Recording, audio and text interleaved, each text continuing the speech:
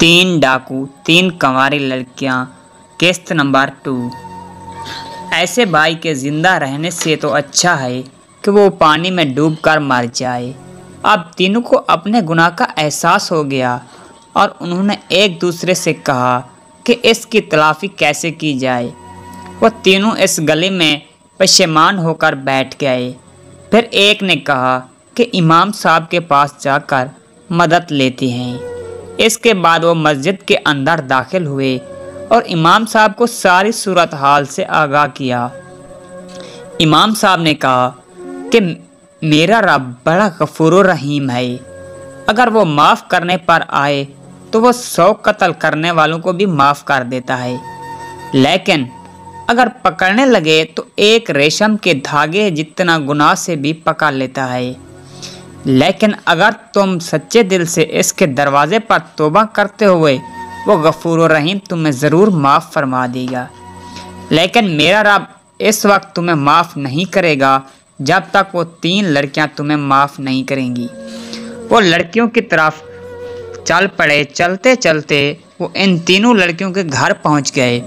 जब वो तीनों डाकू को वहां पहुंचे तो उन्होंने दरवाज़ा खटखटाया तो एक बहन बाहर आई और दरवाज़ा खोला और पूछा कि तुम कौन हो और यहाँ क्या करने आए हो। इन तीनों में से एक ने कहा कि एक ज़रूरी काम था जिसको पूरे किए बिना में सुकून नहीं आ रहा।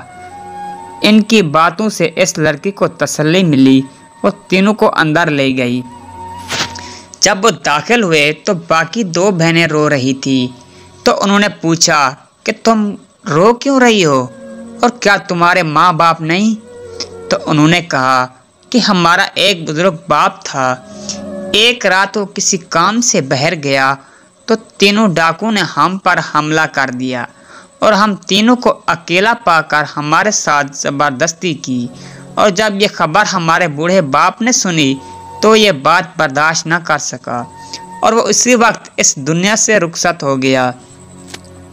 ये सुनकर इन तीनों में से एक बोला कि तुम इन 3 आदमियों को जानती हो जिन्होंने तुम्हारे साथ ये जुल्म किया।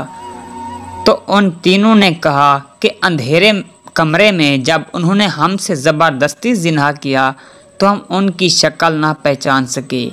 अगर आज वो हमारे सामने आ जाएं और हम उनको पहचान लें तो हम उनके टुकड़े टुकड़े कर देंगे और इसके बाद हम अपने पेट में पलते हुए इनके बच्चों को भी कत्ल कर देंगे, क्योंकि जिनके नामालूम बाप का किरदार ऐसा था तो बड़े होकर वो बहुत बड़े मुजरिम बनेंगे। ये सुनकर इन तीनों में से एक डाकू ने कहा कि इस रात तुमसे ज़बरदस्ती करने वाले हम 3 थे।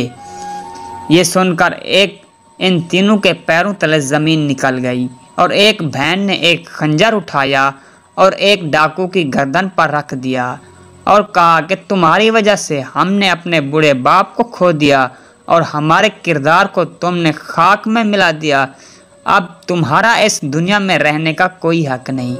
तो दूसरे ने कहा कि वाकई हमसे बहुत बड़ा गुनाह हुआ है, लेकिन इसकी तलाफी करने के लिए तुम्हारे पास आए हैं। अगली किस्त देखने के लिए हमारे चैनल रफ़ी मलिक ऑफिशियल को सब्सक्राइब करें।